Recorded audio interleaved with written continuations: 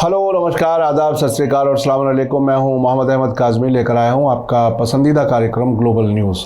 भारत और पाकिस्तान इस वक्त अपनी अपनी आज़ादी का जश्न मनाने की तैयारी कर रहे हैं। पाकिस्तान अपनी आज़ादी की सालगिरह 14 अगस्त को मनाता है, जबकि भारत आज़ादी का जश्न 15 अगस्त को मनाता है। 1947 में अंग्रेज़ों से आज़ादी के साथ ही भारत दो हिस्सों में तकसीम हो गया था। जश्न आज़ादी के मौके पर सरहदों पर भारत और पाकिस्तान के फौजी मिठाई तोहफे में एक दूसरे को दिया करते थे, लेकिन इस साल इस मौके पर दोनों मुल्कों के बीच तनाव बढ़ने के इशारे हैं। पाकिस्तान की फॉरेन मिनिस्ट्री ने कल कहा है कि इस्लामाबाद ने 14 अगस्त को पाकिस्तान की यौम आज़ादी को विभाजन भयावह स्मृति दिवस यानी मुल्क की तकसीम की डरावनी याद मनाने के तौर पर मनाने के लिए भारत सरकार के फैसले की सख्त मजम्मत की है।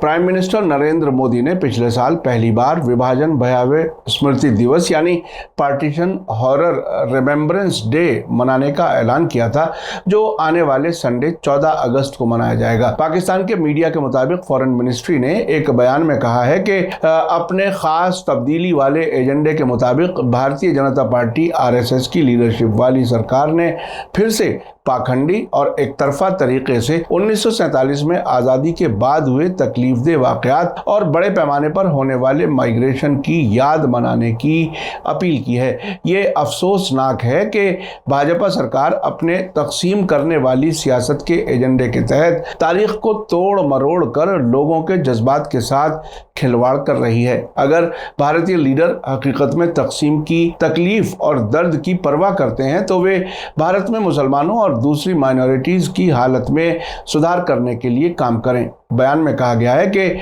आज का भारत एक गैर ऐलान शुदा हिंदू राष्ट्र है, जिसमें दूसरी मजहबी माइनॉरिटीज खासतौर से मुसलमानों के लिए कोई जगह या प्यार नहीं है, जो भेदभाव, जुल्म और सियासी, समाजी और फाइनेंशियल बायकॉट का सामना कर रहे हैं। पाकिस्तान की फॉरेन मिनिस्ट्री ने अपने बयान में कहा है कि भारत सरकार को सलाह दी जाती है कि वो आज़ादी से मुताल्लिक वाक़यात का सियासी इस्तेमाल करने से बचे और इसके बजाय उन सभी की यादों की ईमानदारी से इज्जत करें जिन्होंने सभी के बेहतर मुस्तकबिल के लिए कुर्बानियां दी थीं।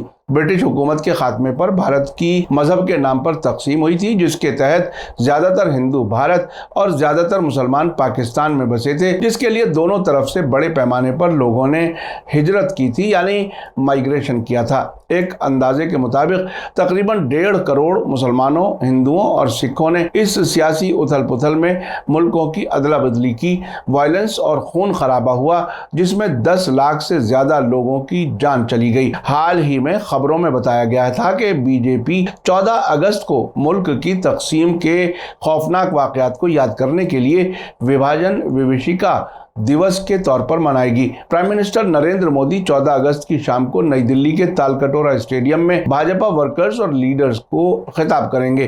पिछले साल मोदी ने 14 अगस्त को विभाजन की भयावहता के बारे में ट्वीट किया था और ऐलान किया था कि इस दिन को विभाजन डरावनी स्मृति दिवस के रूप में मनाया जाएगा। भाजपा प्रेसिडेंट JP नड्डा ने 14 अगस्त के प्रोग्राम की तैयारियों को देखने के लिए 6 मेंबर वाली एक कमेटी बनाई है, जिसमें senior leader Harshvardhan, general secretary Dushyant Gautam, Narendra Singh, Anirban Ganguly, Shiv Shakti और प्रीति गांधी शामिल हैं। नड्डा ने भारतीय जनता पार्टी की स्टेट यूनिट्स को लिखा है कि ये दिन कैसे मनाया जाए।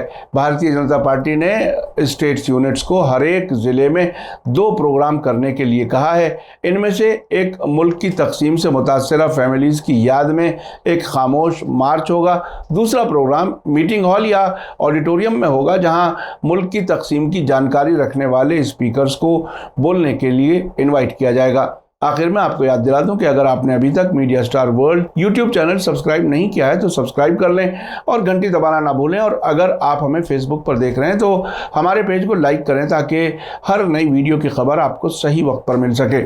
इसी के साथ मुझे दीजिए इजाज़त। ग्लोबल न्यूज़ का ये एपिसोड आपको कैसा लगा कमेंट्स में ज़रूर लिखें। थैंक यू, धन्यवाद, शुक्रिया। जय भारत, जय हिंद। मीडिया स्टार वर्ल्ड के और वीडियो देखने के लिए हमारे चैनल को सब्सक्राइब करें और सीधे नोटिफिकेशन पाने के लिए बेल आइकन दबाएं।